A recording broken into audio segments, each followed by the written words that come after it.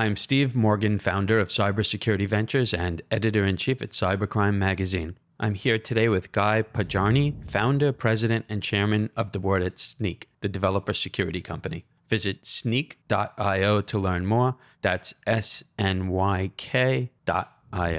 Evolution Equity TV is brought to you by Evolution Equity Partners, an international venture capital investor partnering with exceptional entrepreneurs to develop market-leading cybersecurity and enterprise software companies. To learn more about Evolution Equity Partners, visit evolutionequity.com. Guy, welcome. Thank you for joining us today. Thanks for having me on. So, Guy, we have to start with the name Snyk, SNYK.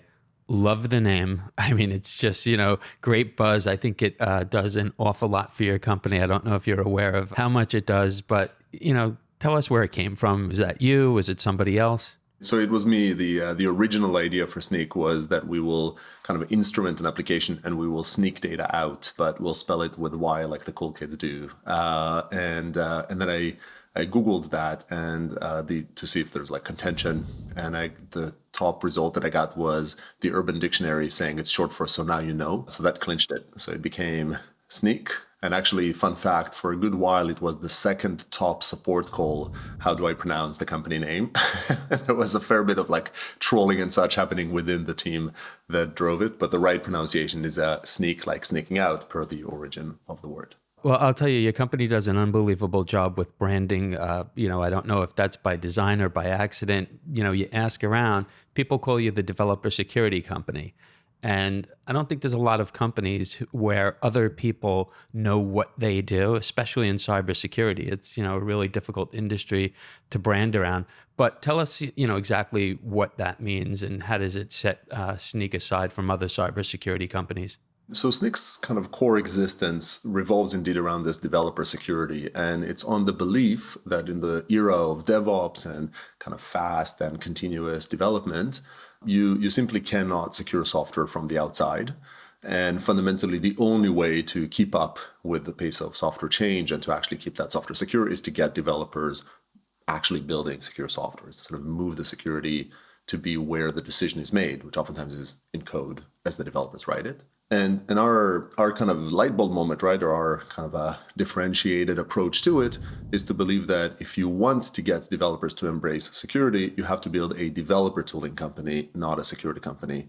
And so we built a company that kind of walks and talks and quacks like a dev tooling company that feels to developers at home amidst their other developer tools, that thinks about the security problems we tackle from the lens of, if I'm a developer and I want to build secure software, what do I need to be successful? How do I need to find the tool? How do I need to get used, start using it? How do I need to sort of see the information contextualized for me?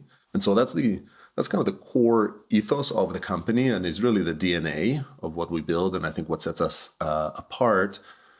And over time, we've sort of evolved that across different aspects of the application, and what it covers is basically more and more responsibility moves to the developers, more and more becomes as code, whatever start as code. And so we've expanded kind of across different types of threats that we tackle.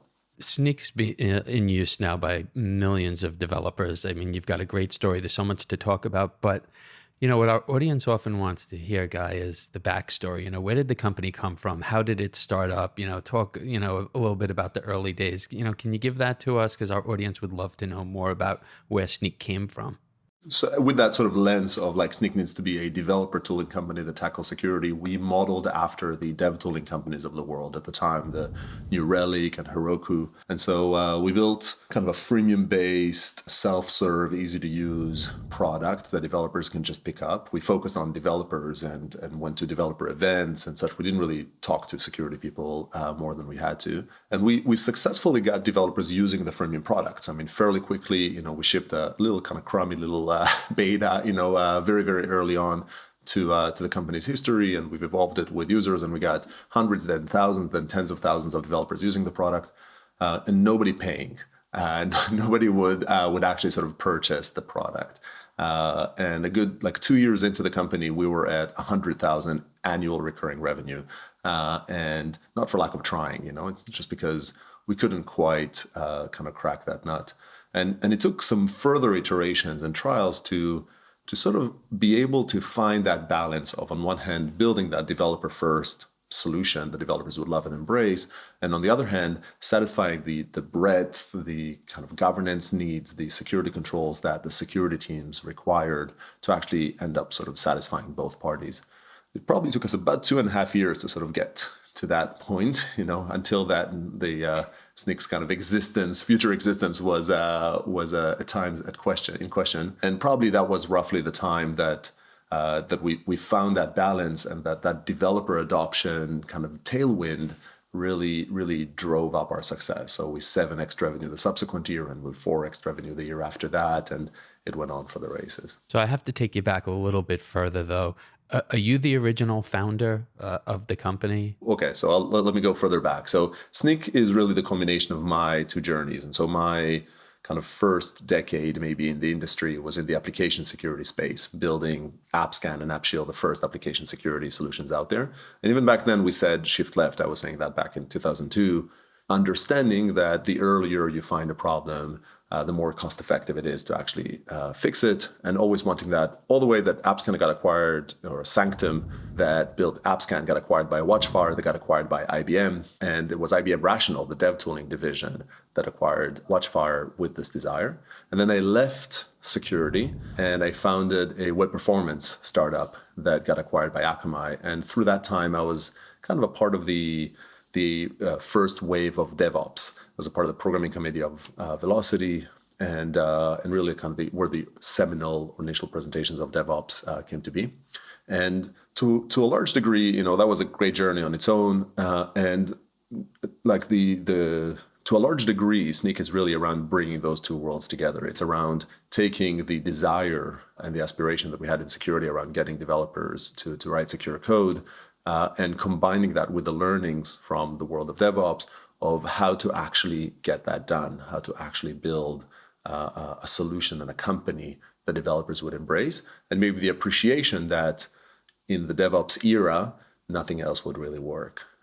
So yeah, to me, it's a continuation. Snyk was founded as this sort of two-headed monster between Tel Aviv and London, which, I had my roots in the cyber kind of parts of the Israeli army in Israel, and I had some great network there of super talented security people that can, get anything done and break through walls, including my two co-founders, Danny Grander and Asaf Hefetz, and my network in the UK, which had a lot more understanding of developer experience, community building, developer tools, and product methodology. And the combination of those two communities, those two ecosystems, really makes up what Snyk is today, which, we've since expanded into many other locations, but that remains the core. Well, I appreciate you letting me tease that out, because I want to talk a little bit about venture capital. And, we talk to a lot of VCs and they tell us they're investing into people as much as they're investing into platforms and companies. So, it's great to hear a little bit more about your background. If anyone was going to teach a course on raising cybersecurity, I think, you could be nominated. If I'm not mistaken, your company has raised about $500 million in the past 2 years. Is that right? That sounds about right. So how important has that been to the company? And even, your initial raises, are those key milestones for you to bring Snyk where it is today? If I was to sort of roughly outline the sort of the venture journey, the first round was relatively easy for me, having it be the sort of the second startup that I had and a big idea of a big market. And so I had bold start back that first round, or lead that first round, and it was relatively easy based on trust and relationships and kind of conviction of my ability. Then from there was 2+ years of drought, where really bold start was maybe the only kind of remaining believers, because while we managed to get developers to embrace the product, we couldn't monetize, and a lot of people kind of put us into that bucket of the classic developer tools pitfall of developers love it, but nobody's actually willing to pay. And it was only, I think, almost 3 years actually after that first round, during which we've done top-ups that we had our first sort of Series A from Excel. And the next 2 rounds were really about establishing the go-to-market, making it sort of scale and work, and learning these muscles that were outside of the core product and distribution, and dealing with just this kind of great growth. Subsequently, the last few rounds, they very much have been around bringing this message to the world. And so I think by that time, we have demonstrated that developers will embrace security if you build the right solutions for them. And the last few rounds were great at actually bringing that into established enterprises, which are struggling with DevOps, and they're kind of mature on the security side, but they're still learning the ropes when it comes to DevOps, into regions that are not there or we weren't as present in, and expanding the same approach, the same philosophy of this developer-centric security program to other threat areas, including cloud security, including supply chain security in more broader sense, and into sort of static analysis of your code itself.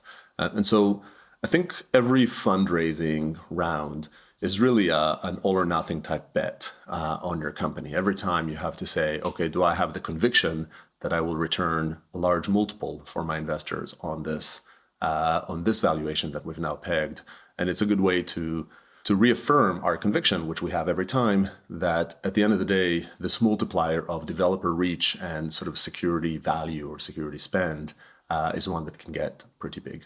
Things change though, right? I mean, Snyk's hot. The VC space is very competitive. They want to get in on the hottest companies. You're definitely one of them. So what is it like when you mature, when you start, raising those larger rounds, and you're, I assume, choosing from companies and talking to a lot of different VCs, how do you vet them, and, how important is it to pick the right companies?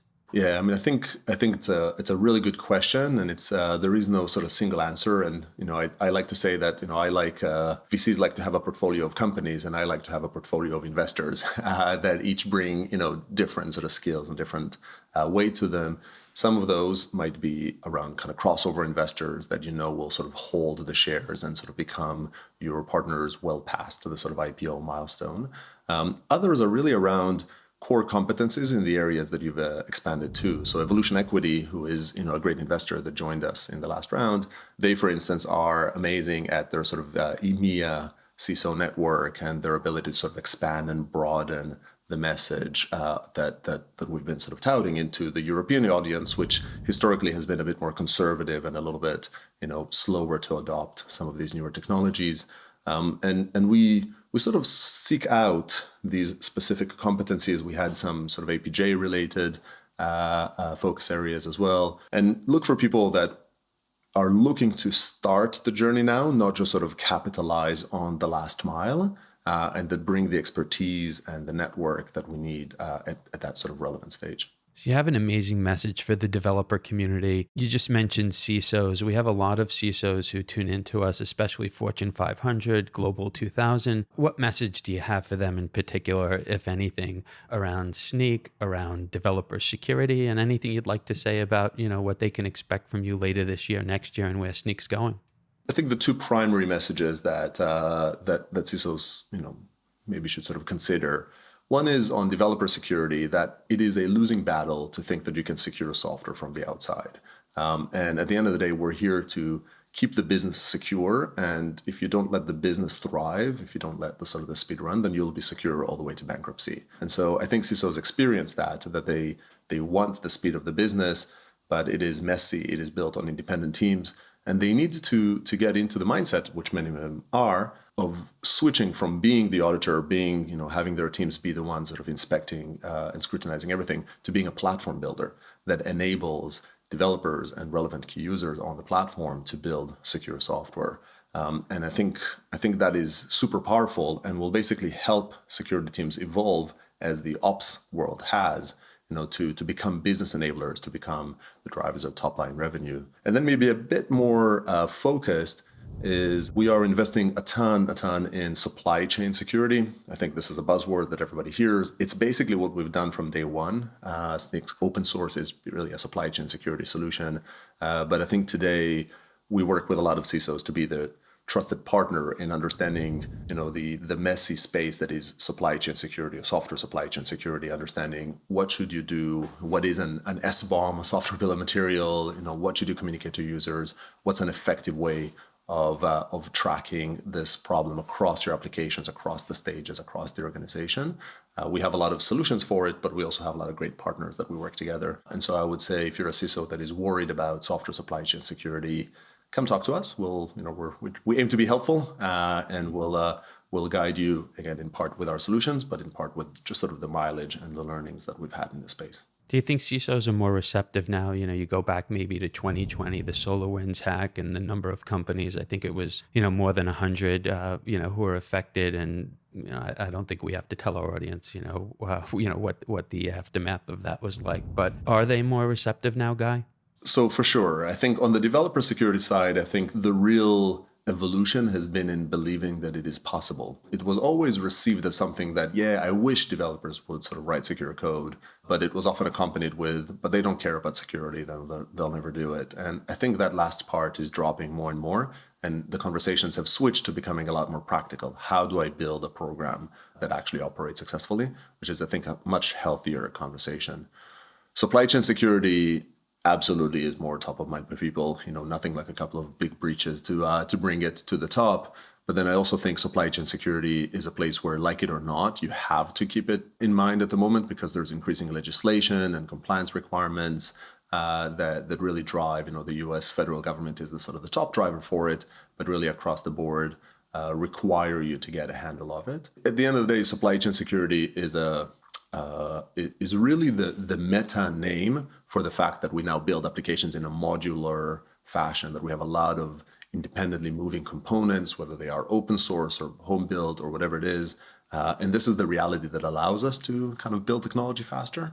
The more accepting the CISO is of this reality and not thinking that they can actually hold it back because of security concerns, the more they embrace the need for supply chain security solutions. But whether external motivation or this sort of internal perspective, there's definitely a lot more acceptance and a lot more urgency around dealing with this problem. So last question, Guy, before we let you go. I want to ask you about young programmers, developers, talking about students in universities and colleges here in the US, globally, people who are young in their careers. Is there more of an awareness, I hope there is, around security and education around it as well? I think there is more, but still insufficient awareness to security, while we sort of see a lot of dedicated cybersecurity programs that, a lot of them have been born out of the talent shortage that we see in the cybersecurity space. Where I think we're still lacking is in teaching cybersecurity within the curriculums of regular software development and other sort of technology creation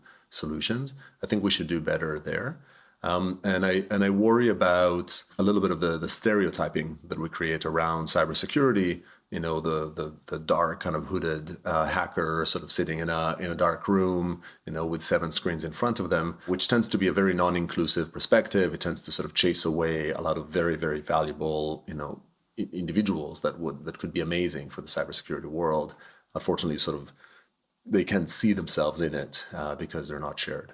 And so what I would say is, cybersecurity is really a problem-solving space, and it is an exciting space, and it is definitely a well-paid domain, for a lot of people. And what we need to do is we need to make sure that we bring all of these kind of rich perspectives into the fold, and that we embed it into existing practices, which I see happening, but I think there's a long way to go. Guy, we appreciate you coming on with us. Great stories. So much is happening so quickly there. So I hope later this year or early next year, we'll have you back on with us.